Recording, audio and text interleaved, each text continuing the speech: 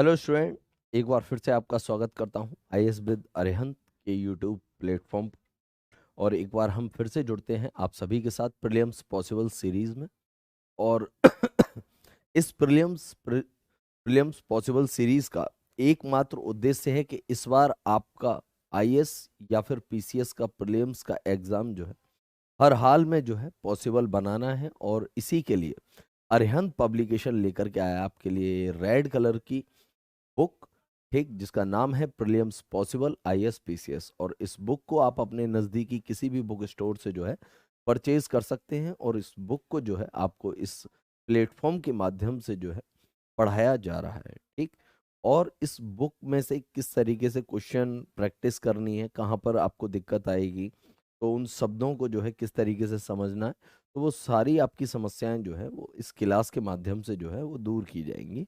बाकी का आप इस क्लास की पीडीएफ के लिए और इस बार प्रीलिम्स क्रैक करने के लिए आज ही इस बुक को जो है परचेज कर सकते हैं, ठीक। तो ध्यान रखिएगा, अरिहंत पब्लिकेशन की प्रीलिम्स पॉसिबल सीरीज जो कि आईएएस पीसीएस के प्रीलिम्स के लिए बनाई गई है, ठीक। ये भारतीय राज्य व्यवस्था के अलावा कई विषयों में भी आती है, ठीक। जैसे कि आप यहाँ पर जो है भारतीय इतिहास देखेंगे, यहाँ पर जो है भूगोल देखेंगे, चाहे वो भारत का हो चाहे वो विश्व का हो। इसी प्रकार भारतीय अर्थव्यवस्था और सामान्य विज्ञान है, ठीक। और ये आपको बाइलिंगुअल मिलेगी, ठीक। आप अगर हिंदी मीडियम के हैं तो हिंदी मीडियम में आप इसे परचेज कर सकते हैं। अगर आप इंग्लिश मीडियम के छात्र हैं तो इंग्लिश मीडियम वाले छात्रों के लिए जो है यही बुक जो है पूरी की पूरी इंग्लिश में जो है छापी गई है, तो आप इसे जो है परचेज कर सकते हैं, ठीक। आइएगा, तो हम आज की जो है इस क्लास को जो है स्टार्ट करते हैं, ठीक। और हमने आपकी लास्ट क्लास में जो है लास्ट क्वेश्चन जो आपको होमवर्क के लिए दिया था वो दिया था क्वेश्चन नंबर 31। क्या दिया था? क्वेश्चन नंबर 31 जो है आपको होमवर्क के लिए दिया था। आइएगा देख लेते हैं क्वेश्चन नंबर 31 में क्या दिया गया था, ठीक, जो कि आपको होमवर्क के लिए दिया गया था, ठीक। चलिए, क्वेश्चन नंबर 31 की अगर मैं बात करूं तो निम्नलिखित कथनों पर विचार कीजिए। विचार करेंगे और विचार करने के बाद हमें क्या बताना है? सही कथन जो है बताने हैं कि इनमें से जो है कौन कौन से जो है सही कथन है। आइएगा देख लेते हैं, ठीक। तो कह रहा है भारत एक लोकतांत्रिक गणराज्य व्यवस्था है, बिल्कुल सही बात है। भारत एक संपन्न राज्य है, सही बात है। भारत में लोकतांत्रिक समाज है, सही बात है। भारत एक कल्याणकारी राज्य है, ये भी सही बात है। तो ओवरऑल जो है फर्स्ट सेकंड थर्ड फोर्थ सारे के सारे ऑप्शन जो है एकदम सही है। इसलिए इस क्वेश्चन का राइट आंसर क्या हो जाएगा? ऑप्शन डी जो है इसका राइट आंसर हो जाएगा। क्लियर? चलिए, आइएगा, तो आंसर तो हमने देख लिया, आइए एक्सप्लेनेशन देख लेते हैं। भारत एक लोकतांत्रिक राज्य व्यवस्था है। भारत एक संप्रभु संपन्न राज्य है, अर्थात भारत किसी बाह्य शक्ति द्वारा नियंत्रित नहीं है, ठीक, नियंत्रित नहीं है। यह अपने आंतरिक अथवा बाह्य मामलों के संदर्भ में निर्णय लेने के लिए स्वतंत्र है। भारतीय समाज को लोकतांत्रिक समाज माना जा सकता है। संवैधानिक निर्माताओं द्वारा राज्य के नीति निर्देशक तत्वों के माध्यम से भारत को एक कल्याणकारी राज्य की स्थापना के संकल्प के रूप में अभिव्यक्त किया गया है, ठीक। तो वही बातें कही गई हैं जो आपसे क्वेश्चन में जो है पूछी गई थी। क्लियर? चलिएगा, लेकर के चलना चाहेंगे आपको नेक्स्ट क्वेश्चन की ओर। और नेक्स्ट क्वेश्चन है आपके सामने क्वेश्चन नंबर 32, जिसमें पूछा गया है निम्नलिखित में से किस एक का कथन था कि संविधान को संघात्मक के तंग ढांचे में नहीं ढाला गया है। ठीक, ऑप्शन है आपके सामने डी बसु, के एम मुंशी, ठीक, डॉक्टर बी आर अंबेडकर और ए के अय्यर। और इस क्वेश्चन का राइट आंसर क्या हो जाएगा डियर स्टूडेंट? तो इस क्वेश्चन का राइट आंसर हो जाएगा डॉक्टर बी आर अंबेडकर। क्या हो जाएगा? डॉक्टर बी आर अंबेडकर जो है इसका राइट आंसर हो जाएगा। आइएगा देख लेते हैं। तो डॉक्टर बी आर अंबेडकर का कथन था कि संविधान को संघात्मक के तंग ढांचे में नहीं ढाला गया है, ठीक। चलिए, भारतीय संविधान का ढांचा अधिक विस्तृत और व्यापक है क्योंकि इसमें संघात्मक एवं एकात्मक दोनों प्रकार के स्वरूप सम्मिलित हैं। केंद्र को शक्तिशाली बनाने के लिए भारतीय संविधान में अनेक उपबंध किए गए हैं। संविधान देश की संघीय कार्यपालिका शक्ति की प्रधानता स्थापित करता है। राज्यों के पृथक संविधान का अभाव संघीय प्रणाली की संरचना का समर्थन नहीं करता है, बल्कि भारतीय संविधान के अधिक एकात्मक होने की पुष्टि करता है। तो कहने का मतलब ये है कि भारत में आप एक तरफ राज्यों को देखते हैं, केंद्र शासित प्रदेश को देखते हैं, वहीं आप केंद्र सरकार को देखते हैं। तो केंद्र सरकार को जो है शक्तिशाली बनाया गया है, ठीक, ये इसमें जो है कहा गया है, ठीक। और केंद्र को क्यों शक्तिशाली बनाया गया है? तो केंद्र को इसलिए शक्तिशाली बनाया गया है कि समय रहते जो है, ठीक, हो सकता है कि अलग अलग राज्यों में, ठीक, विचारधाराएं अलग हों, मगर केंद्र की मेंटेलिटी एक ही होनी चाहिए देश के लिए, ठीक। चलिएगा, लेकर के चलते हैं नेक्स्ट क्वेश्चन की ओर। नेक्स्ट क्वेश्चन है आपका क्वेश्चन नंबर 33। इसमें पूछा गया है कि नीचे दो कथन दिए गए हैं, जिसमें कथन एक और कारण आर कहा गया है, और आपको कूट के माध्यम से बताना है क्या दोनों सही है, ठीक। और दोनों सही होने के बाद क्या आर ए की व्याख्या करता है या नहीं करता है, या फिर दोनों गलत हैं या फिर दोनों सही हैं। आइएगा देख लेते हैं इस क्वेश्चन का राइट आंसर क्या होगा। कह रहा है भारतीय संविधान अर्ध संघात्मक है, बात तो सही है, ठीक। भारतीय संविधान न तो संघात्मक है और ना ही एकात्मक है। तो बात तो यही हो गई ना कि न तो संघात्मक है ना ही एकात्मक है, तो कैसा है? अर्ध संघात्मक, ठीक। तो कारण जो है कथन का जो है सही एक्सप्लेनेशन कर रहा है, तो इसका राइट आंसर हो जाएगा ऑप्शन ए और आर दोनों सही हैं और आर ए की सही व्याख्या करता है। क्लियर? चलिएगा, आइएगा चलते हैं क्वेश्चन के आंसर की ओर। आंसर आपने देख ही लिया, एक्सप्लेनेशन की ओर चलते हैं। भारतीय संविधान प्रकृति में संघात्मक किंतु भावना में एकात्मक है, यथा शक्तियों का विभाजन, दो सरकार पद्धति, संविधान की कठोरता आदि संघात्मक लक्षण। तो दूसरी ओर एक सशक्त केंद्र और एक संविधान, एकल नागरिकता, आपातकालीन प्रावधान आदि एकात्मक लक्षण हैं। क्लियर? चलिए, इसके अलावा हम बात करें संविधान के अनुच्छेद 1 के अनुसार भारत राज्यों का संघ है, जिसका अभिप्राय यह है कि भारतीय संघ की स्थापना राज्यों की सहमति और करार द्वारा नहीं हुई है, साथ ही राज्यों को संघ से अलग होने का अधिकार भी नहीं दिया गया है। तो जहां आप यूएसए में देखते हैं कि वहां पर राज्यों के बीच में एक करार हुआ है और उस करार को कोई भी राज्य जो है तोड़ सकता है, ठीक, ऐसा आपको जो है इंडिया में देखने को नहीं मिलेगा, ठीक। तो भारत में जो है आपको ऐसा देखने को नहीं मिलेगा। तो भारत के बारे में यहाँ पर बात कही गई है, और जिसके इसके जस्ट अपोजिट बात जो है आपको यूएसए में देखने को मिल जाती है। आइएगा, नेक्स्ट है केसी व्हीलर ने भारतीय संविधान को एक अर्ध संघात्मक संविधान कहा है, अर्थात भारतीय संविधान न तो संघात्मक है और ना ही एकात्मक है। क्लियर? चलिएगा, लेकर के चलते हैं नेक्स्ट क्वेश्चन की ओर। नेक्स्ट क्वेश्चन है डियर स्टूडेंट, आप सभी के सामने उसी पैटर्न पर फिर आपको एक कथन दिया गया, एक जो है कारण दिया गया, और आपको बताना है क्या दोनों सही हैं और क्या ये एक दूसरे की सही व्याख्या करते हैं या नहीं। आइएगा, तो भारतीय संघात्मक व्यवस्था को अर्ध संघात्मक कहा जाता है, बात तो सही है। भारत में स्वतंत्र न्यायपालिका है, जिसे न्यायिक पुनरीक्षण का अधिकार है, बात तो सही है, मगर आर ए का जो है ठीक एक्सप्लेनेशन नहीं करता, अर्थात व्याख्या नहीं करता है। क्लियर?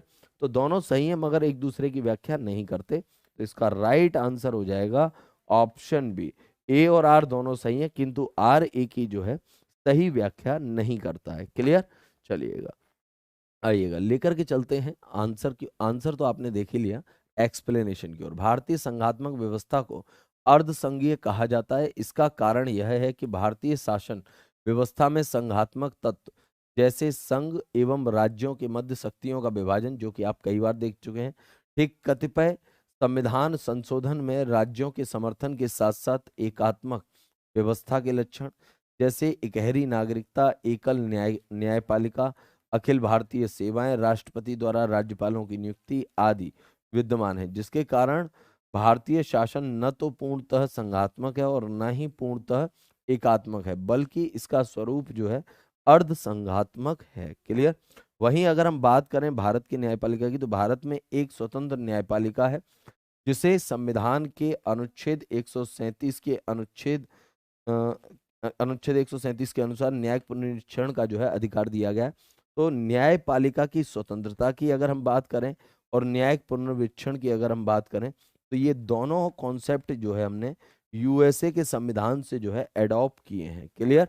चलिएगा, लेकर के चलते हैं स्टूडेंट्स आपको नेक्स्ट क्वेश्चन की ओर। नेक्स्ट क्वेश्चन में भी आपके सामने आपको दो ऑप्शन जो है देखने को मिल रहे होंगे, इन दोनों ऑप्शन में से जो है आपको राइट आंसर बताना है, ठीक। भारतीय संघात्मक व्यवस्था के संदर्भ में निम्नलिखित में से कौन सा कथन सही है, ठीक। आइएगा देख लेते हैं इस क्वेश्चन का जो है राइट आंसर क्या होगा। भारतीय संविधान के अंतर्गत राज्यों को संघ से अलग होने का अधिकार नहीं है। बात तो सही कही गई है। अलग होने की मात्रा वकालत करने पर अभिव्यक्त की स्वतंत्रता को सुरक्षा मिलती है, तो बिल्कुल नहीं मिलती है। इसलिए इसका राइट आंसर क्या हो जाएगा, ऑप्शन ए जो है इसका राइट आंसर हो जाएगा। क्या हो जाएगा, ऑप्शन ए जो है इसका राइट आंसर हो जाएगा।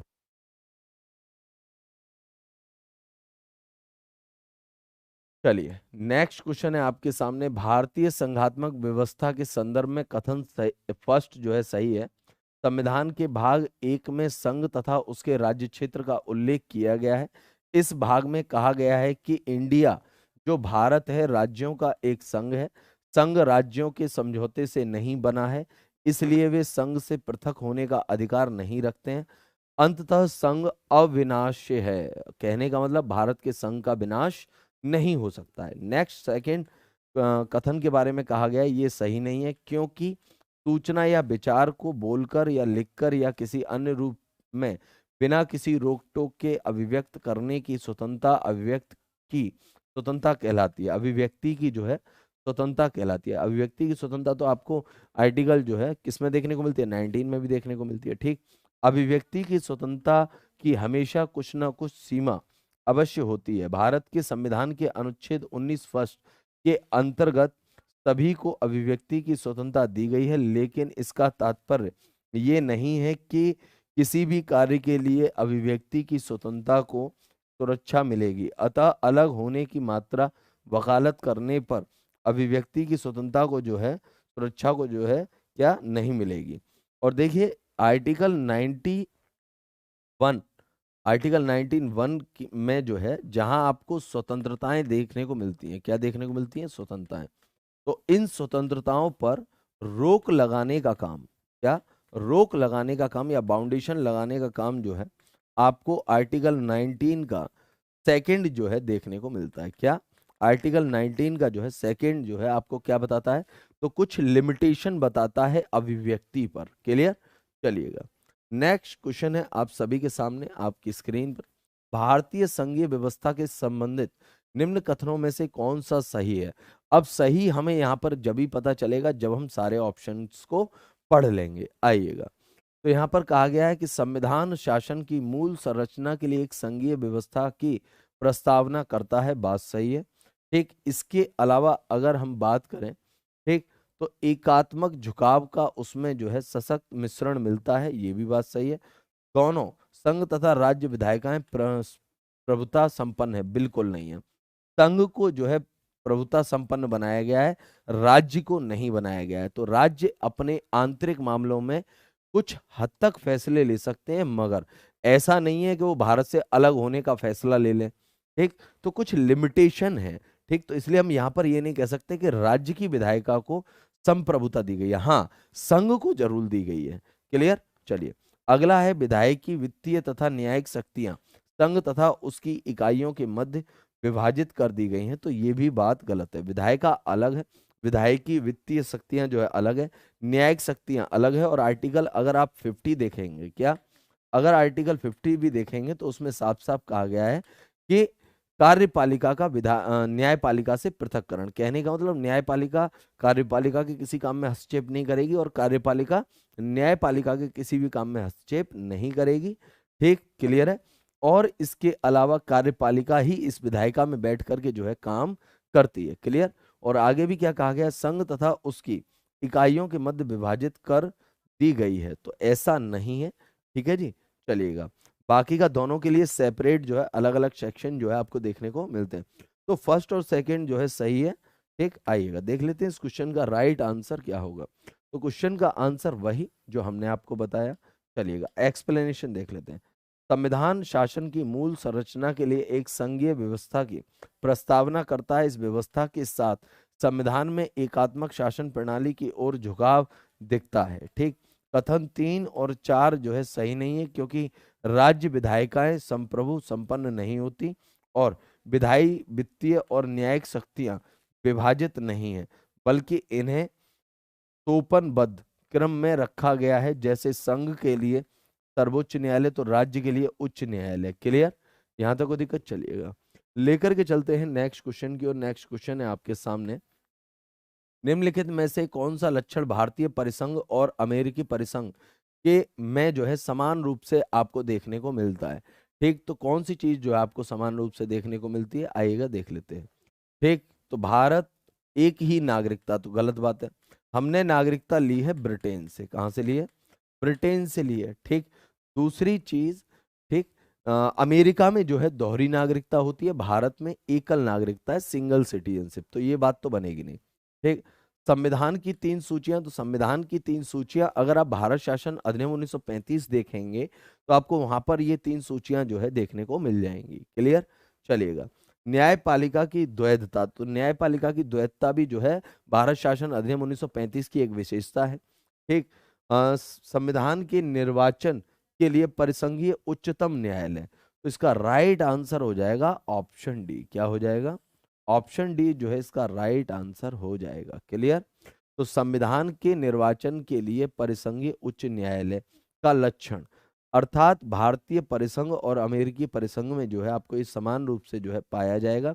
अब परिसंघीय व्यवस्था की अगर मैं यहाँ पर बात करना चाहूँ, मैं जो है आपको संविधान में जो है व्याख्या का जो है अंतिम और एकमात्र अधिकार जो है सर्वोच्च न्यायालय के पास होता है। इसी को जो हम क्या कहते हैं?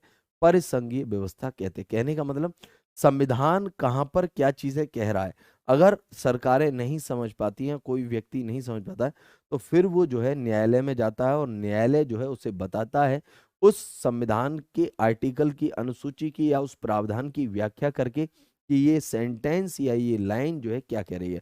और ऐसा हमने सुप्रीम कोर्ट के कई जजमेंट में जो है देखा है, जब उसने आर्टिकल 21 की डेफिनेशन बताते हुए कई अधिकार बताए हैं जो कि इसके अंतर्गत आते हैं। किसके अंतर्गत आते हैं? इसके अंतर्गत आते हैं। जैसे जैसे हम बात करें शिक्षा का अधिकार, जो है सुप्रीम कोर्ट ने बताया था कि आर्टिकल 21 के अंतर्गत आता है, फिर उसके लिए आर्टिकल 21A जोड़ा गया।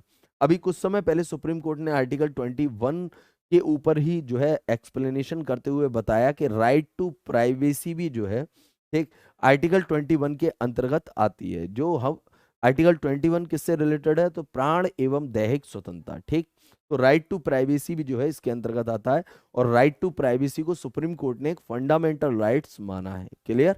चलेगा। तो फाइनली हम बात करें कि भारत में और सुप्रीम कोर्ट में ठीक कॉन्स्टिट्यूशन को डिफाइन करने का राइट जो है वो जुडिशरी को दिया गया है। चलिए आइएगा देख लेते हैं। आंसर तो हमने देख लिया। ठीक, संविधान के निर्वाचन के लिए परिसंघीय उच्चतम न्यायालय का लक्षण भारतीय परिसंघ और अमेरिकी परिसंघ में समान रूप से पाया जाता है। परिसंघीय व्यवस्था में संविधान की व्याख्या का अंतिम और एकमात्र अधिकार सर्वोच्च न्यायालय को है, और यह स्वतंत्र न्यायपालिका की विशेषता है। ठीक, नेक्स्ट, न्यायपालिका यह निश्चित करती है कि देश का शासन संवैधानिक प्रावधानों के अनुसार चलाया जा रहा है या नहीं।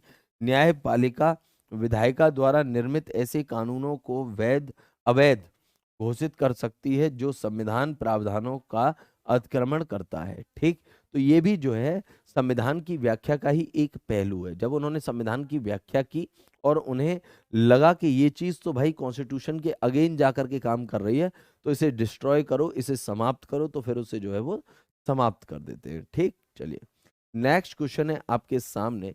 ठीक, भारत में राजनीतिक व्यवस्था में मूलभूत लक्षण आपको कौन से देखने को मिलते हैं? तो यहाँ पर आपको 4 ऑप्शन देखने को मिल रहे हैं, और उन 4 ऑप्शन की अगर मैं बात करूं तो सबसे पहले जो आपको ऑप्शन देखने को मिल रहा है, ठीक, वो क्या देखने को मिल रहा है? तो यह एक लोकतांत्रिक गणतंत्र है। बात तो सही है भाई। ठीक, इसमें संसदात्मक रूप देखने को मिलता है, ये भी बात सही है। ठीक, सर्वोच्च सत्ता भारत की जनता में निहित है, सही है, क्योंकि भारत की जनता ही ये तय करती है कि हमारी सरकार कौन होगी कौन नहीं होगी। क्लियर? चलेगा। यह एक एकीकृत शक्ति का प्रावधान करती है, तो भाई एकीकृत कर नहीं करती है। ठीक, यहाँ पर ना आपको कुछ शक्तियां जो है ठीक विभाजित भी जो है देखने को मिलती हैं। ठीक, तो इसका राइट आंसर जो है फर्स्ट सेकंड थर्ड हो जाएगा, और फर्स्ट सेकंड थर्ड जो है आपके ऑप्शन बी में दिया गया, तो इसका राइट आंसर जो है ऑप्शन बी हो जाएगा। चलिएगा, आंसर आपने देख लिया, फर्स्ट सेकंड थर्ड जो है सही है। आइए एक्सप्लेनेशन देख लें। भारत एक लोकतांत्रिक गणतंत्र है जिसमें राष्ट्र का प्रमुख जनता के द्वारा अप्रत्यक्ष रूप से निर्वाचित किया जाता है। नेक्स्ट, भारत में संसदात्मक रूप की सरकार है जो जनता द्वारा प्रत्यक्ष रूप से चुनी जाती है। इसमें शासन के नाम मात्र तथा वास्तविक प्रावधान का सिद्धांत है जो कि मंत्री परिषद के द्वारा कार्य करता है। ठीक, नेक्स्ट, भारत की सर्वोच्च सत्ता के स्रोत भारतीय जनता में निहित है क्योंकि यहाँ एक संविधान भारत की जनता द्वारा अंगीकृत व अधिनियमित किया गया है तथा जनता संसदात्मक और लोकतंत्रात्मक प्रणाली में जो है सर्वोच्च है। और ये तमाम जानकारी जो यहाँ पर चंद लाइनों में लिखी गई है, ये तमाम जानकारी जो हमें प्रस्तावना में भी मिलती है, क्योंकि प्रस्तावना की पहली लाइन ही है क्या, हम भारत के लोग, क्या, हम भारत के लोग। ठीक, क्लियर है? तो आई होप आपको यहां तक जो है सारी चीजें जो है क्लियर हो गई होंगी। अब इस क्वेश्चन का ऑप्शन 4 जो है क्यों गलत है, आइए देखिएगा। क्योंकि भारत में एकीकृत शक्ति का प्रावधान नहीं है, बल्कि यहाँ शासन की त्रिस्तरीय, केंद्रीय, राज्य और स्थानीय स्तर पर जो है शासन प्रणाली और व्यवस्था की गई है। इसके अतिरिक्त संघ एवं राज्य सरकारों के बीच शक्तियों का स्पष्ट विभाजन किया गया है। तो आप एक तरफ भारत में क्या देखते हैं, तो आप भारत में एक तरफ जो है केंद्र देखते हैं, क्या देखते हैं, केंद्र देखते हैं, और दूसरी तरफ जो है आप राज्य देखते हैं, और तीसरी तरफ आप क्या देखते हैं, तो तीसरी तरफ जो है आप स्थानीय शासन या स्थानीय स्वशासन या स्वशासन को जो है देखते हैं।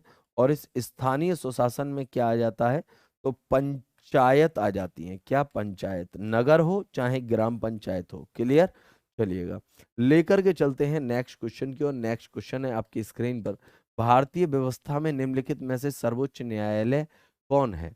ठीक, सॉरी, सर्वोच्च न्यायालय कह रहा हूं, सर्वोच्च कौन है? ठीक, तो आप सभी जानते हैं कि संविधान से बड़ा कोई नहीं है भारत में। ठीक, ना ही सुप्रीम कोर्ट है, ना ही संसद है, और ना ही धर्म है, क्योंकि धर्म को तो बढ़ावा देने की बात हमारे संपूर्ण संविधान में कहीं नहीं कही गई है, क्योंकि भारत एक धर्मनिरपेक्ष देश है। क्या है? भारत एक धर्मनिरपेक्ष देश है। आइएगा देख लेते हैं इस क्वेश्चन का राइट आंसर क्या होगा। तो डियर स्टूडेंट, इस क्वेश्चन का राइट आंसर क्या हो जाएगा? भारतीय राज्य व्यवस्था में संविधान का स्थान ही जो है सर्वोच्च। आइएगा, भारत में शासन से संबंधित सभी कार्यों का संचालन एवं निष्पादन भारतीय संविधान में दिए गए प्रावधान के अंतर्गत होता है। अर्थात भारतीय राज सत्ता का प्रमुख और एकमात्र स्रोत भारतीय संविधान ही है। विधायिका या कार्यपालिका यदि संवैधानिक प्रावधानों का उल्लंघन करती हैं तो संविधान का रक्षक होने के नाते न्यायपालिका इसके कृत्यों पर अंकुश लगाती है। यदि न्यायपालिका अपने अधिकार क्षेत्र का अतिक्रमण करती है तो संवैधानिक प्रावधानों के अंतर्गत संसद उस पर नियंत्रण करती है। इस प्रकार संविधान में निहित व्यवस्था के अंतर्गत शासन का संचालन किया जाता है। कहने का मतलब, जब संसद अपनी बाउंड्री से बाहर जाकर के काम करेगी तो न्यायपालिका डंडा लेकर के बैठी है, और जब न्यायपालिका अपने कार्य क्षेत्र से बाहर जाकर के काम करेगी तो डंडा लेकर के संसद बैठी हुई है। ठीक, तो एक दूसरे के ऊपर किसी को नहीं बैठाया गया। हाँ, तुम जब बॉस पना दिखाओगे तो आपका बॉस पना ढीला कर देंगे। ठीक, ये पावर जो है एक दूसरे को दी गई है। ठीक, एक दूसरे के अगेंस्ट दी गई है। क्लियर? चलिएगा, नेक्स्ट क्वेश्चन है आपका क्वेश्चन नंबर 40। यहाँ पर आपको जो है कथन देखने को मिल रहा है, कारण देखने को मिल रहा है, आपको बताना है क्या ये दोनों सही हैं, और सही भी हैं तो सही होने के साथ साथ क्या ये एक दूसरे का सही एक्सप्लेनेशन करते हैं या नहीं करते हैं। आइएगा, तो यहाँ पर कहा गया है, महिलाएं, दलित, निर्धन एवं अल्पसंख्यक समूह भारत में लोकतंत्र के सबसे बड़े दावेदार हैं। बात तो सही है। ठीक, भारत में लोकतंत्र अधिक आत्मसम्मान की कामना का वाहक बनकर उभरा है। क्यों बनकर के उभरा है? क्योंकि यहाँ पर महिला, दलित और निर्धन और अल्पसंख्यक समूह जो है किसमें, लोकतंत्र में जो है सबसे बड़े दावेदार है। इसलिए कारण कथन का जो है सही व्याख्या करता है, और इसका राइट आंसर क्या हो जाएगा? ऑप्शन ए जो है इसका राइट आंसर हो जाएगा। क्या हो जाएगा? ऑप्शन ए जो है डियर स्टूडेंट इसका जो है राइट आंसर हो जाएगा। आइएगा आंसर देख लेते हैं। तो आंसर वही जो हमने आपको बताया, ऑप्शन ए। आइएगा, महिलाएं, दलित, निर्धन एवं अल्पसंख्यक समूह भारत में लोकतंत्र के सबसे बड़े दावेदार हैं, क्योंकि लोकतंत्र उनके अधिकारों की रक्षा करके इनमें आत्मसम्मान तथा गरिमा की रक्षा करता है। और नेक्स्ट, भारत के लोकतंत्र की यह विशेषता है कि देश का प्रत्येक वर्ग अपने स्तर पर इसकी प्रवृत्ति को अपने अनुकूल मानता है। इसकी लोकतांत्रिक व्यवस्था से अपनी अपनी अपेक्षा होती है। क्लियर? चलिएगा नेक्स्ट क्वेश्चन की ओर लेकर के चलना चाहूंगा, और यहाँ पर जो है आपको कई ढेर सारे पॉइंट देखने को मिल रहे हैं। ठीक, और ये ढेर सारे पॉइंट क्या हैं? तो भारतीय संघीय व्यवस्था में कौन से एकात्मक तत्व पाए जाते हैं, आपसे ये पूछा गया है, और इस क्वेश्चन का राइट आंसर क्या होगा आपको ये बताना है। क्लियर? चलेगा। लिखित संविधान बिल्कुल नहीं, एकात्मक का पूछ रहा है, ये ध्यान रखना। ठीक, इसके अलावा कठोर संविधान, बात सही है। ठीक, नहीं नहीं नहीं नहीं, ये भी गलत है, ये भी गलत है भाई, कठोर संविधान नहीं। ठीक, तो कठोर संविधान भी जो है आपको एकात्मक का जो है रूप देखने को नहीं मिलेगा, तो ये भी गलत हो गया, ये भी गलत हो गया। फिर है आपका राज्यपाल की सर्वोच्चता, तो राज्यपाल राज्य में सर्वोच्च होता है, मगर उसका संघात्मक से कोई लेना देना नहीं है। राज्यपाल की नियुक्ति राष्ट्रपति करेगा, राष्ट्रपति करेगा, ये संघात्मक की एक पहली पहचान है। क्लियर? शक्तियों का विकेंद्रीकरण ये बिल्कुल नहीं है, क्योंकि एक एकात्मक तत्व की बात की जा रही है ना। राज्य विधेयकों पर राष्ट्रपति की स्वीकृति, ये भी सही है। आप सभी को मालूम होगा कि राज्यपाल जो है, क्या राज्यपाल, राज्यपाल किसी विधेयक को राष्ट्रपति के नाम से संरक्षित कर देता है। क्या? राष्ट्रपति के नाम से, नाम से संरक्षित कर सकता है,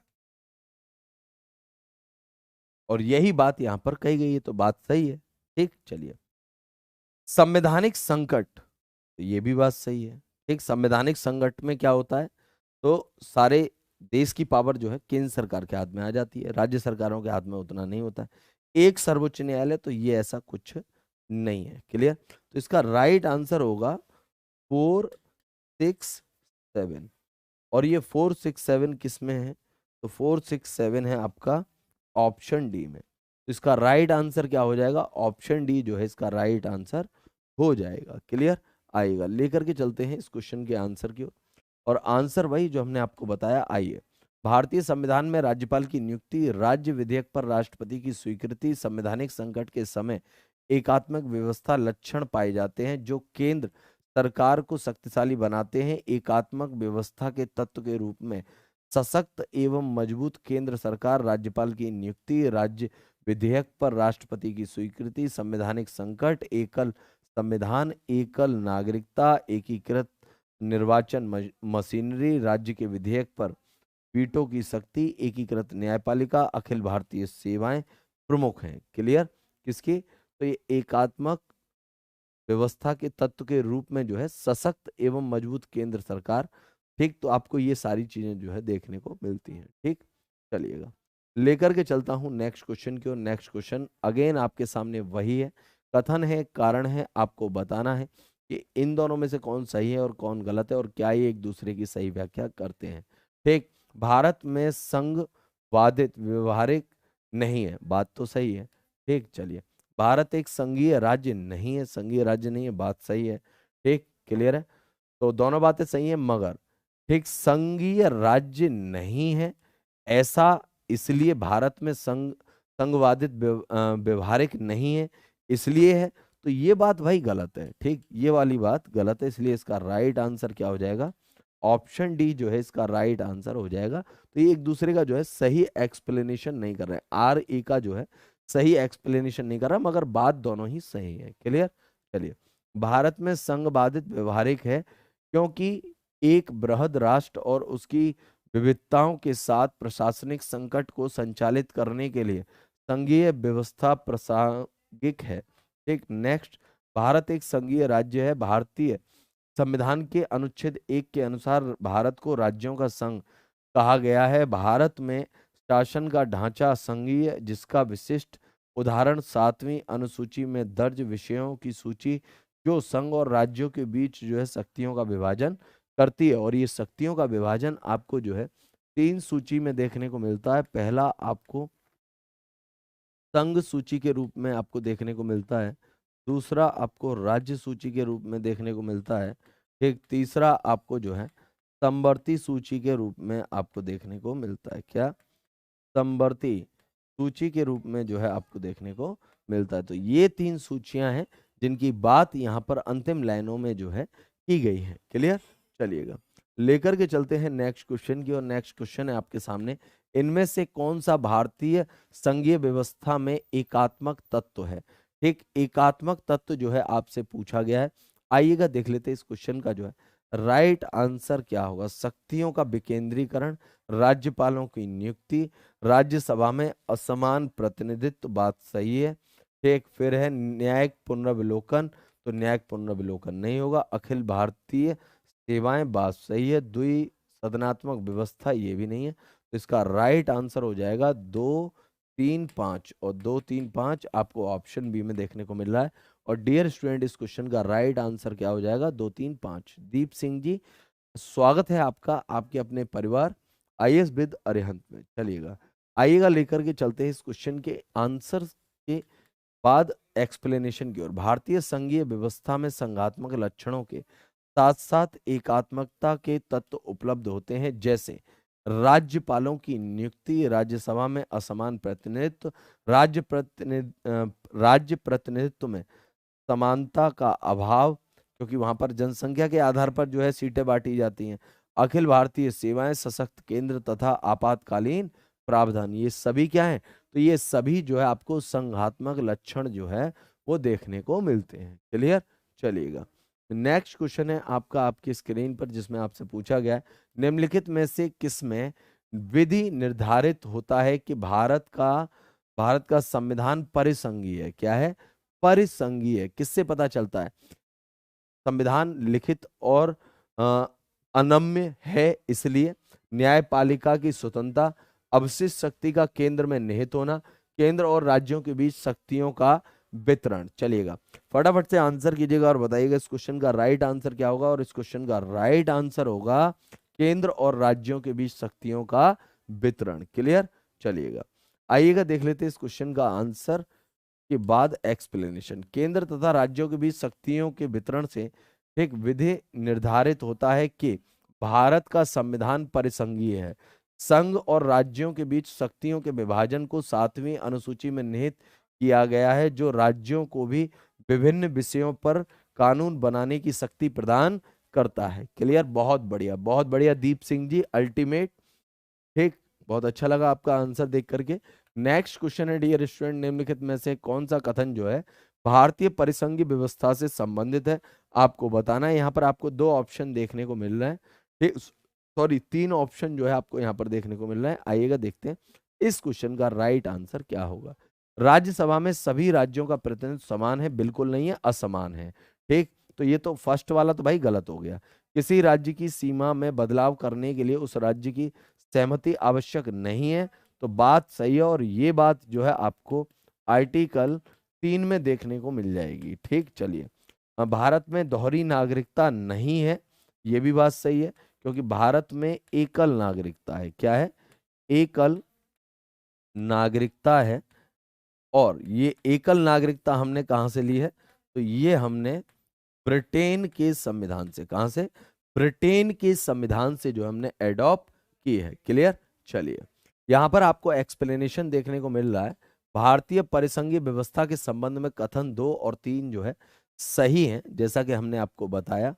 ठीक, फर्स्ट वाला गलत था। आइए, अनुच्छेद 3, वही अनुच्छेद की बात की, संसद को यह अधिकृत करता है कि संसद किसी राज्य में उसका राज्य क्षेत्र अलग करके 2 या अधिक राज्यों को या राज्यों के भागों को मिलाकर अथवा किसी राज्य क्षेत्र को किसी राज्य क्षेत्र के भाग के साथ मिलाकर नए राज्य का निर्माण कर सकेगी। अतः किसी राज्य की सीमाओं में बदलाव के लिए उस राज्य की सहमति आवश्यक नहीं है। बात सही है। नेक्स्ट, भारतीय संविधान के संघीय है और इसमें दोहरी नागरिकता पद्धति को अपनाया है। ठीक, लेकिन इसमें केवल एकल नागरिकता की व्यवस्था की गई है। ठीक, तो भारतीय संविधान संघीय है और इसने दोहरी राज पद्धति, क्या दोहरी राज पद्धति, दोहरी नागरिकता नहीं, राज पद्धति, केंद्र और राज्य को अपनाया, लेकिन नागरिकता सिंगल सिटीजनशिप है भाई।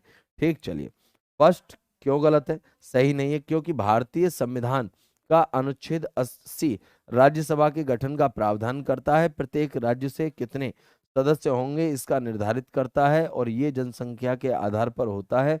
अतः राज्यसभा में राज्यों का समान प्रतिनिधित्व नहीं देखने को मिलता है। और यहाँ पर जिस जनसंख्या की बात की गई है वो 1971 की पॉपुलेशन के आधार पर जो है राज्यसभा की सीटों को जो है डिस्ट्रीब्यूट किया जाता है। क्लियर? चलिएगा, नेक्स्ट क्वेश्चन है आप सभी के सामने, निम्नलिखित में से कौन सी एक भारतीय संघ राज्य पद्धति की विशेषता नहीं है, पूछिए। इसका मतलब 3 है, एक नहीं है। चलिएगा, फटाफट से आंसर कीजिएगा और बताइएगा इस क्वेश्चन का राइट आंसर क्या। मैं एक बार पढ़ देता हूँ। भारत में स्वतंत्र न्यायपालिका, बात तो सही है, मगर ये बात जो है क्या भारतीय संघ का राज्य पद्धति से संबंधित नहीं है। एक भारतीय संघ राज्य पद्धति से संबंधित नहीं है पूछा गया, ये तो संबंधित है भाई। ठीक, भारत में एक स्वतंत्र न्यायपालिका। क्लियर? केंद्र और राज्यों के बीच शक्तियों का स्पष्ट विभाजन किया गया, ये भी है। नहीं पूछ रहा है, नहीं पकड़ना है। संघबद्ध होने वाली इकाइयों को राज्यसभा में असमान प्रतिनिधित्व दिया जाता है, बात ये भी सही है भाई। तो अब बचा क्या? Option D. तो ऑप्शन डी को ही टिक मार देते, मगर टिक मारने से पहले एक बार इसे पढ़ लेते। यह संघबद्ध होने वाली इकाइयों के बीच एक सहमति का परिणाम है, ये बात गलत है भाई। ठीक है, क्योंकि ये सहमति से नहीं बना है, इसके लिए प्रॉपर जो है कॉन्स्टिट्यूशनल असेंबली जो है बनी। ठीक, उसमें जो है कई समितियां बनी, उन समितियों ने रिकमेंडेशन दी और BN राव संवैधानिक सलाहकार बने। ठीक, और फिर जो है प्रारूप समिति ने पूरा ड्राफ्ट तैयार किया, तो तमाम प्रोसेस हुआ है। ठीक, तो इससे जो है हम क्या एक सहमति का परिणाम नहीं कह सकते। क्लियर? चलिएगा, आइएगा। तो ऑप्शन डी जो है इसका राइट आंसर है। दिए गए कथनों में से कथन डी भारतीय संघ राज्य पद्धति की विशेषता नहीं है। संविधान के अनुच्छेद 1 में उल्लेखित है कि इंडिया अर्थात भारत राज्यों का संघ है और यह संघबद्ध होने वाली इकाइयों के बीच एक सहमति का परिणाम है, क्योंकि भारतीय संघ की स्थापना संघबद्ध होने वाली इकाइयों के बीच किसी समझौते द्वारा नहीं हुई है। भारतीय संघ के राज्यों को अलग होने का अधिकार नहीं है, यह अमेरिकी संघवाद की विशेषता है। क्लियर? अब यहां पर नॉलेज प्लस देख लीजिएगा, आपको क्या एक्स्ट्रा नॉलेज दी जा रही है। भारतीय संघीय विशेषता में दो सरकार, केंद्र और राज्यों में शक्तियों का विभाजन, लिखित संविधान, संविधान की सर्वोच्चता, संविधान की कठोरता, द्विसदनी विधायिका की स्वतंत्रता, न्यायपालिका आदि सम्मिलित हैं। सरकार की संघीय शासन प्रणाली को राष्ट्रपति शासन पद्धति भी कहा जाता है। और ऐसे ही नॉलेज प्लस इस बुक में आपको भंडार के रूप में देखने को मिलेंगे, जो इस बार आपके प्रीलिम्स को बनाएंगे पॉसिबल। ठीक, आज ही बेटा परचेज कर लो। ठीक, डेली कहता हूं, आप भी कहते होगे गुरुजी आप डेली डेली क्यों कहते हो? बेटा जब कोई चीज अच्छी होती है और मालूम है कि वो बच्चे की हेल्प कर सकती है, तो उसके लिए चाहे हमें 1000 बार कहना पड़े, हम कहेंगे।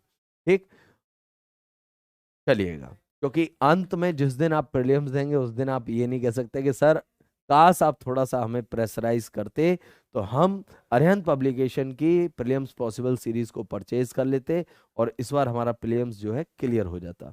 चलिए, निम्नलिखित विशेषताओं में से केंद्रीय शासन व्यवस्था के लिए कौन सी सही नहीं है?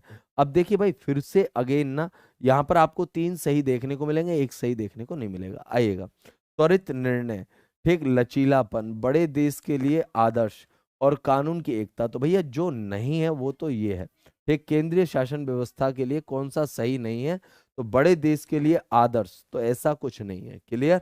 चलिएगा, आइएगा देख लेते हैं इस क्वेश्चन का एक्सप्लेनेशन। उपरोक्त विशेषताओं में से केंद्रीय शासन व्यवस्था के लिए यह सही नहीं है कि यह बड़े देशों के लिए आदर्श है। ठीक, क्योंकि संघीय शासन को गठित करने के 2 मार्ग, केंद्र और विभिन्न राज्य सरकारों के बीच सत्ता का बंटवारा प्रत्येक संघीय सरकार में अलग अलग तरीके से होता है। यह बात इस पर निर्भर करती है कि संघ की स्थापना किन ऐतिहासिक संदर्भों में की गई है। तो उसका फॉर्मेशन डिसाइड करता है कि वो किस टाइप का, और मैनी टाइप का जो हमें क्या देखने को मिलता है, तो हमें जो है संघीय शासन देखने को मिलता है। तो हम ये नहीं कह सकते कि नहीं भैया ये चीज जो है इसी पे अप्लाई होगी। ठीक, तो पेटेंट नहीं होता है। ठीक, चलिए नेक्स्ट क्वेश्चन है, निम्नलिखित में से कौन सी विशेषता भारतीय राजतंत्र की नहीं है, पूछा है। ठीक, क्या नहीं है पूछा गया है।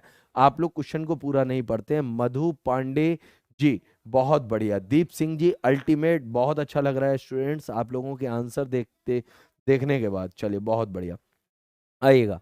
तो लेकर के चलते इस क्वेश्चन के आंसर की ओर। यहाँ पर क्या कह रहा है, तो भारतीय राजतंत्र की नहीं है, क्या नहीं है, विशेषता नहीं है। तो एक संविधान संगत सरकार, तो भैया ये तो विशेषता है, ठीक। लोकतांत्रिक सरकार, ये भी विशेषता है। विधि का शासन, ये भी है।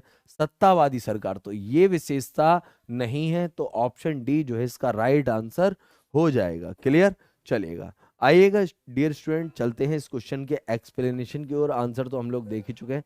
सत्तावादी सरकार भारतीय राजतंत्र की विशेषता नहीं है, क्योंकि इस प्रकार की विशेषता में एक अति केंद्रीकृत सरकार होती है तथा लोगों की सीमित राजनीतिक स्वतंत्रता प्राप्त होती है। बहुत बढ़िया दीप सिंह जी, बहुत बढ़िया। चलिए, भारतीय शासन प्रणाली की सर्वप्रमुख विशेषता यह है कि इसमें संविधान संगत सरकार की व्यवस्था की गई है, क्योंकि भारत की केंद्र तथा राज्य सरकारों की शक्ति का स्रोत भारतीय संविधान है। जैसा कि आप सभी को मालूम है कि इंडिया में सभी को पावर्स जो है वो किससे मिलती हैं, संविधान से मिलती हैं। क्लियर, चलिएगा। नेक्स्ट क्वेश्चन है आपका क्वेश्चन नंबर 49। निम्नलिखित में से किसको विधि के शासन के प्रमुख लक्षणों के रूप में सही माना जाता है। और यहां पर आपको जो है कई ऑप्शन जो है वो देखने को मिल रहे हैं। आइएगा देखते हैं इस क्वेश्चन का राइट आंसर क्या होगा। शक्तियों का परिसीमन, बात सही है। फिर इसके अलावा विधि के समक्ष क्षमता, बात सही है। सरकार के प्रति जन उत्तरदायी, तो भैया ये नहीं सही है। और स्वतंत्र और नागरिक अधिकार, ये भी सही है। क्लियर, यहां तक कोई दिक्कत, तो इसका राइट आंसर हो जाएगा ऑप्शन सी, 1 2 4। क्या हो जाएगा, 1 2 4 जो है इसका राइट आंसर हो जाएगा। आइएगा एक्सप्लेनेशन के माध्यम से और अच्छी तरीके से समझिए। आंसर आप देख ही चुके हैं, ठीक। तो कानून की सर्वोच्च अर्थात कानून सबसे ऊपर है, जिसके अंतर्गत कोई भी व्यक्ति इसका अनादर नहीं कर सकता। विधि या कानून का शासन शक्तियों का परिसीमन आदर्श है। विधि के समक्ष सभी व्यक्ति समान हैं, अर्थात सभी के लिए कानून एक समान है। इस विधि के शासन के अनुसार व्यक्ति को स्वतंत्रता और नागरिकता का समान अधिकार है। इसके अंतर्गत व्यक्ति को स्वतंत्रता और समानता की गारंटी दी जानी चाहिए। कथन 3 जो है भैया सही नहीं है, क्योंकि सरकार के प्रति जन उत्तरदायित्व विधि के शासन का लक्षण नहीं है। क्लियर, चलिएगा। लेकर के चलना चाहूंगा नेक्स्ट क्वेश्चन की ओर। नेक्स्ट क्वेश्चन है डियर स्टूडेंट, परिभाषा से संवैधानिक सरकार का अर्थ क्या है। परिभाषा से संवैधानिक सरकार का अर्थ क्या है। यहां पर आपके सामने ऑप्शन है विधानमंडल द्वारा सरकार, नेक्स्ट है लोकप्रिय सरकार, ऑप्शन सी है बहुदलीय सरकार, ऑप्शन डी है सीमित सरकार। और इसका राइट आंसर क्या हो जाएगा, सीमित सरकार जो है इसका राइट आंसर हो जाएगा। आइएगा लेकर के चलते हैं इस क्वेश्चन के एक्सप्लेनेशन की ओर। एक्सप्लेनेशन में देखें तो परिभाषा से संवैधानिक सरकार का अर्थ है सीमित सरकार। सीमित सरकार ऐसी सरकार होती है जो संविधान के उपबंधों के अनुसार शासन करती है। नेक्स्ट है भारतीय संविधान के भाग 3 के अनुच्छेद 14 में विधि के समक्ष समानता एवं विधियों के समान संरक्षण का उपबंध है, अर्थात यहाँ अमीर गरीब सरकारी अधिकारी आदि के लिए कानून एक समान है। अतः संवैधानिक सरकार में सरकार का कर्तव्य दायित्वपूर्ण होता है जो उन्हें नियंत्रण में रखती है। अतः सीमित सरकार संवैधानिक सरकार से संबंध होती है। और फिर से देखिए नॉलेज प्लस, और ऐसे नॉलेज प्लस की भंडार जो है आपको इस प्रीलिम्स पॉसिबल सीरीज में जो है मिलने वाला है। क्लियर, चलिएगा, कोई बात नहीं दीप सिंह जी, होता है। आइएगा, संवैधानिक सरकार लोकतांत्रिक सरकार होती हैं जो कानून के अनुसार अपने कार्यों को संचालित करती हैं, अर्थात संविधान के अनुसार चलती हैं, जिसमें शासन के निश्चित नियम सिद्धांत के अनुसार संचालित होते हैं। क्लियर, चलिएगा। नेक्स्ट क्वेश्चन है डियर स्टूडेंट्स आप सभी के सामने, जिसमें पूछा गया है कि संवैधानिक सरकार वह है जो जो आपको यहाँ पर 2 ऑप्शन देखने को मिल रहे हैं, फर्स्ट और सेकंड, और आपको इनमें से जो है एक आंसर बताना है। आइएगा देख लेते हैं। जो राज्य की सत्ता के हित में व्यक्ति की स्वतंत्रता पर प्रभावकारी प्रतिबंध लगाती है, बात गलत है। जो व्यक्ति की स्वतंत्रता के लिए राज्य की सत्ता पर प्रभावकारी प्रतिबंध लगाती है, बात सही है। तो इसका राइट आंसर क्या हो जाएगा, ऑप्शन सेकंड। और आप देखते होंगे जो हमें फंडामेंटल राइट्स दिए गए हैं वो कहीं ना कहीं हमें सरकार के खिलाफ जो है वो दिए गए हैं। क्लियर, चलेगा। इसीलिए तो जब भी फंडामेंटल राइट्स का वॉल्यूशन होता है तो हम आर्टिकल 32 के अकॉर्डिंग जो है सुप्रीम कोर्ट में चले जाते हैं, आर्टिकल 226 के अकॉर्डिंग जो हम हाई कोर्ट में चले जाते हैं। आइएगा, तो आंसर आप लोगों ने देख लिया। संवैधानिक सरकार के संदर्भ में कथन 2 सही है। ठीक, आइए अब एक्सप्लेनेशन देख लेते हैं। संवैधानिक सरकार में जनता के हितों की प्राथमिकता दी जाती है तथा राज्य व्यक्ति की स्वतंत्रता को महत्व प्रदान कर राज्य की सत्ता पर प्रभावकारी अंकुश रखता है। इसका उदाहरण भारतीय संविधान में वर्णित मौलिक अधिकार है, क्योंकि यह राज्य के विरुद्ध जनता के प्रदान प्रदान किए गए हैं। ठीक, नेक्स्ट, भारतीय जनता द्वारा गृहीत होती है, अतः यह राज्य में लोक कल्याण तथा सामाजिक, आर्थिक, राजनीतिक न्याय की स्थापना से संबंधित होती है तथा यह राज्य को मनमानी करने से रोकता है। क्लियर, चलिएगा। नेक्स्ट क्वेश्चन है डियर स्टूडेंट्स आप सभी के सामने, संवैधानिक सरकार का आशय क्या है? अर्थात हम किसी भी सरकार को जब संवैधानिक सरकार कहते हैं तो उसे हम कब संवैधानिक सरकार कहेंगे वो हमें बताना है। किसी राष्ट्र की परिसंघीय संरचना वाली प्रतिनिधि सरकार? बिल्कुल नहीं। कोई सरकार जिसके प्रमुख के पास नाम मात्र की शक्ति हो? बिल्कुल नहीं। कोई सरकार जिसके प्रमुख के पास वास्तविक शक्ति हो? बिल्कुल नहीं। कोई सरकार जो संविधान की सीमाओं से परिबद्ध हो। ठीक, तो उसे जो है संविधान की सीमाओं में जो है परिबद्ध किया गया हो। तो इसका राइट आंसर क्या हो जाएगा? ऑप्शन डी जो है इसका राइट आंसर हो जाएगा स्टूडेंट्स। क्लियर, चलिए आइएगा देख लेते हैं। ठीक, तो आंसर को संवैधानिक सरकार से आशय किसी ऐसी सरकार से है जो संविधान की सीमाओं से परिबद्ध हो। आइए एक्सप्लेनेशन देख लेते हैं। संविधान के उपबंधों के आधार पर ही सरकार द्वारा कार्य संपादित किए जाते हैं। सरकार अपने प्राधिकार तथा शक्तियों का प्रयोग करती हुई संविधान के बुनियादी ढांचे का उल्लंघन नहीं करती है। भारत में संघ तथा राज्य स्तर पर सरकार की कार्य प्रणाली के संचालन में संवैधानिक उपबंधों की भूमिका निहित है। क्लियर, चलिएगा। आई होप आपको ये चीज जो है समझ में आ गया होगा। आइए नेक्स्ट क्वेश्चन है आप सभी के सामने, निम्नलिखित में से कौन सा राज्य का सबसे महत्वपूर्ण तत्व है? माने जब हम किसी राज्य की बात करें तो हमें सबसे महत्वपूर्ण तत्व क्या देखने को मिलता है? ध्वज? बिल्कुल नहीं। होना चाहिए वो बात अलग है, राजधानी होनी चाहिए वो बात अलग है, सबसे महत्वपूर्ण तत्व नहीं है। संप्रभुता? बिल्कुल ठीक। तो उसके पास अपने इंटरनली और आउट जो है राइट्स होने चाहिए। वो कहने का मतलब बाह्य नियंत्रण और आंतरिक नियंत्रण जो है वो स्वतंत्र रूप से ले सके। ठीक, तो वो उसका महत्वपूर्ण तत्व जो है माना जाता है। क्लियर, चलिएगा। तो आंसर आपने देख ही लिया, राज्य का सबसे महत्वपूर्ण तत्व क्या है? संप्रभुता।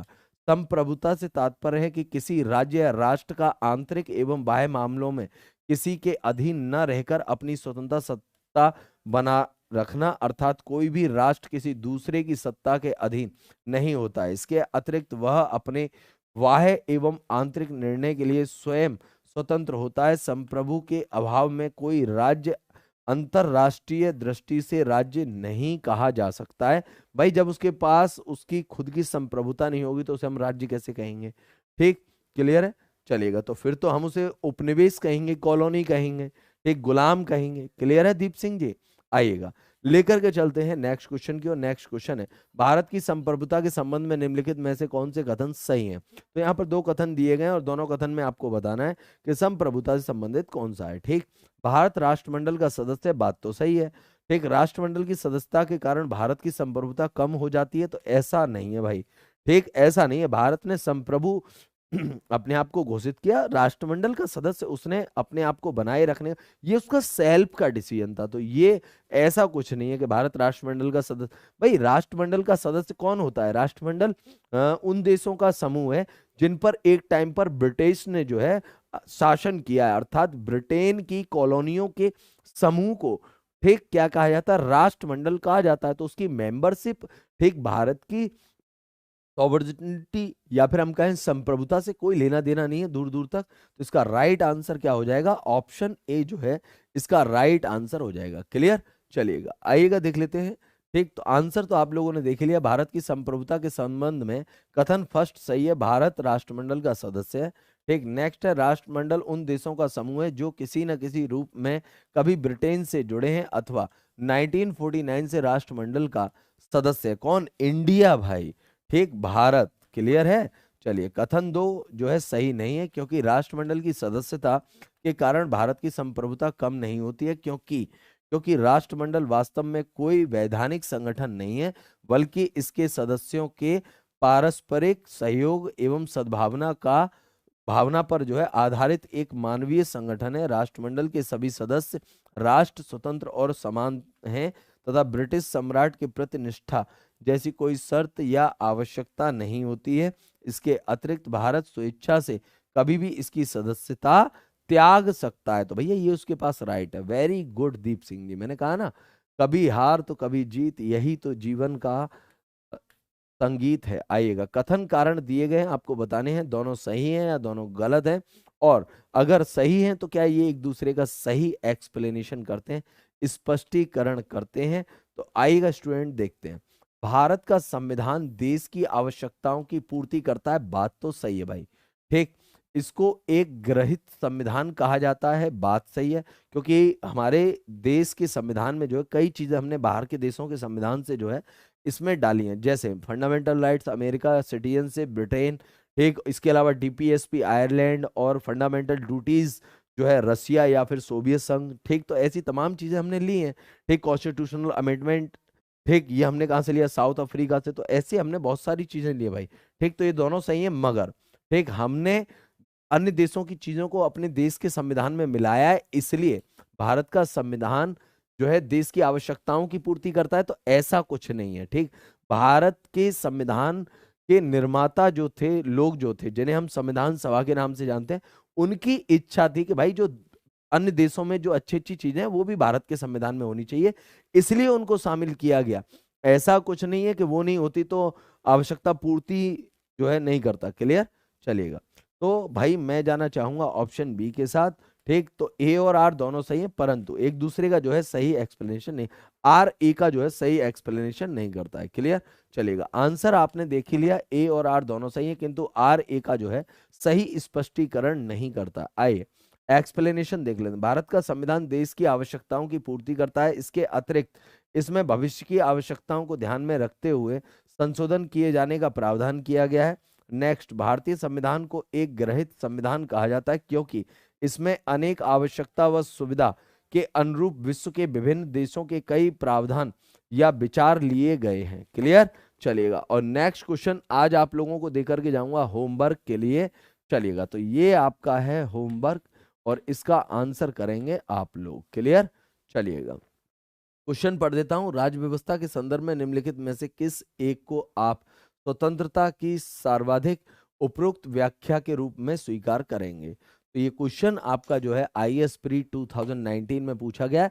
आप लोग इसका आंसर करेंगे, और जाने से पहले आप सभी को बता दूं कि ऐसी बेहतरीन क्वेश्चनों का कलेक्शन मिलता है आपको अरिहंत पब्लिकेशन की इस प्रीलिम्स पॉसिबल सीरीज की भारतीय राज्य व्यवस्था की बुक में। तो आज ही अपने नजदीकी जो भी बुक स्टोर है उससे आज ही जो है इस भारतीय राज्य व्यवस्था की बुक को जो है परचेज कर लीजिएगा, और इस बुक को संपूर्ण रूप से आपको कंप्लीट कराने का बीड़ा हमारा है। तो यहाँ पर आपसे कोई शुल्क नहीं लिया जा रहा, यूट्यूब पर आपको फ्री ऑफ कॉस्ट ये बुक पढ़ाई जा रही है, मगर आपको इस बुक का प्रिंटेड मटेरियल जो है आपको मार्केट में हर बुक स्टोर पर जो है अवेलेबल है, तो आप वहां से इसे परचेज कर सकते हैं। और मेरा वादा है कि इस बार अगर आपने इसको अपना साथी बना लिया तो भारतीय राज्य व्यवस्था से प्रीलिम्स में आने वाले हर क्वेश्चन को आप कर पाएंगे सॉल्व, क्योंकि ये है रामबाण। क्लियर, चलिए तो लेते हैं आपसे विदा। सभी स्टूडेंट्स को जय हिंद, जय भारत, वंदे मातरम। Thank you so much.